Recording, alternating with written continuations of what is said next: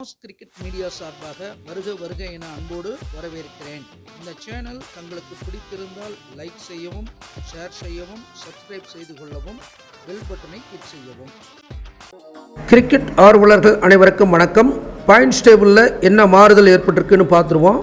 புள்ளிப்பட்டியல் நாளைக்கு பார்த்துடலாம். ஸோ அடுத்த போட்டி 40வது போட்டி லக்னோவுக்கும் டிசிக்கும் இடையிலான போட்டி.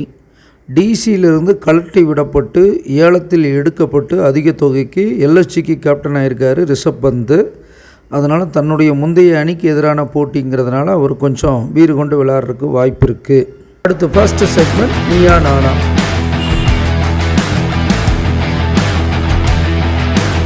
இவங்க ரெண்டு பேரும் இதற்கு முன்பாக 6 முறை மோதியிருக்காங்க. அதில் தலா 3 முறை ஜெயிச்சிருக்காங்க. அப்போ ரெண்டு பேரும் ஈக்குவலாக வெற்றியை பெற்றிருக்காங்க அப்படிங்கிறத நம்ம சொல்லி ஆகணும். அதிகபட்ச ஸ்கோர் அப்படின்னு பார்க்கும்பொழுது டெல்லி எல்எஸ்ஜிக்கு எதிராக 211 ரன்கள் அடிச்சிருக்காங்க. அதே போல் எல்எஸ்ஜி 209 ரன்கள் டெல்லிக்கு எதிராக அடிச்சிருக்காங்க. இதுதான் அதிகபட்ச ஸ்கோர். குறைந்த ஸ்கோர்னு பார்க்கும்போது டெல்லி 143 ரன்களுக்குள்ளே சுருண்டிருக்காங்க எல்எஸ்ஜிக்கு எதிராக. இதே போல் எல்எஸ்ஜி 167 ரன்கள் டெல்லிக்கு எதிராக குறைஞ்சபட்ச ஸ்கோராக பதிவு பண்ணியிருக்காங்க. அப்போ இந்த செக்மெண்ட் ஈக்குவல். அணி பெயர் நியூமராலஜி. டீம் நேம் நியூமராலஜியை பொறுத்தவரைக்கும் லக்னோ சூப்பர் ஜெயிண்ட்டு நியூமராலஜி எண் 1, பிரமிடியன் 8 வர்றதுனால அந்த அணிக்கு அது சிறப்பான அமைப்பு இல்லை, அது பேடாக காண்பிக்கிறது. அதே போல் டெல்லி கேபிட்டல்ஸை பொறுத்தளவுக்கு நியூமராலஜி எண் 6, பிரமிடியன் 4 வர்றதுனால அந்த அணிக்கு மீடியம் இருக்கிறதுனால இந்த செக்மெண்ட்டோட வின்னர் டெல்லி கேபிட்டல்ஸ்.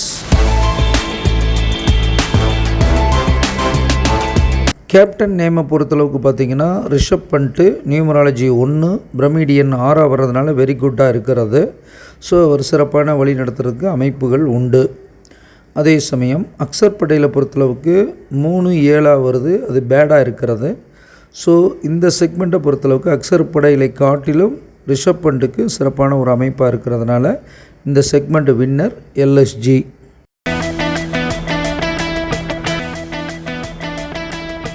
இன்றைய லக்கி யாருக்கு சாதகமாக இருக்க போகுது அப்படின்னு பார்த்தீங்கன்னா 40வது போட்டி எல்எஸ்ஜிக்கு தான் சாதகமாக இருக்க போகுது. ஸோ இந்த செக்மெண்ட் வின்னர் எல்எஸ்ஜி.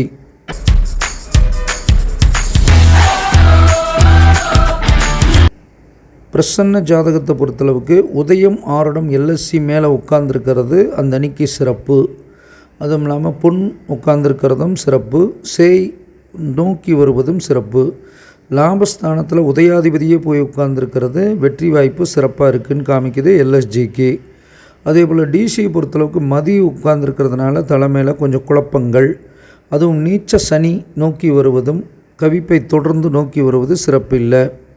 டெல்லியுடைய லாபஸ்தானத்தில் பாம்பு இருக்கிறதும் வெற்றி வாய்ப்பில் தடை. லாபாதிபதியை நீச்சமாகி நோக்கி வர்றதுனால டெல்லிக்கு பின்னடைவு. இந்த செக்மெண்ட் வின்னர் எல்எஸ்ஜி.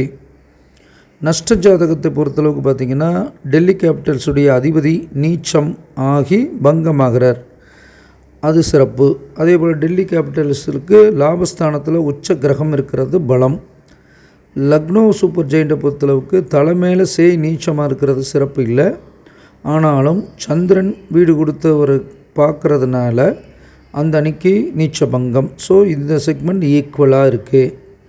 அப்போ அவர் ப்ரிடிக்ஷன்ஸை பொறுத்தளவுக்கு மீ அண்ட் யூ ஈக்குவலாக இருக்கிறது. டீம் நேமில் டெல்லி ஜெயிக்கிறது, கேப்டன் நேமில் எல்எஸ்ஜி, டுடே லக்கியில் எல்எஸ்ஜி, ஜாமக்கோல் எல்எஸ்ஜி காட்டுது. நஷ்ட ஜாதகம் ஈக்குவலாக இருக்குது. ஸோ இப்போ இதில் 3, 4 வரைக்குமே எல்எஸ்ஜி ஜெயிக்கிறது 6க்கு.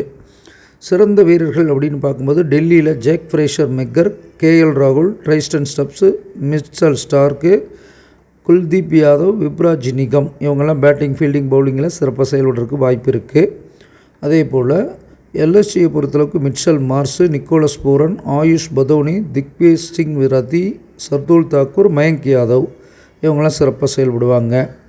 மீள்பார்வையை பொறுத்தளவுக்கு நாளைக்கு பார்த்துக்கலாம். அதே 44 வெற்றி சதவீதத்தில் தொடர்ந்து வந்துக்கிட்டு இருக்கோங்கிறத சொல்லிக்கிட்டு ஜாதகம் பார்க்க, படிக்க, எழுத அடியனை வாட்ஸ்அப்பில் தொடர்பு கொள்ள வேண்டுமாறு கேட்டுக்கொண்டு விடைபெறுகிறேன். நன்றி, வணக்கம்.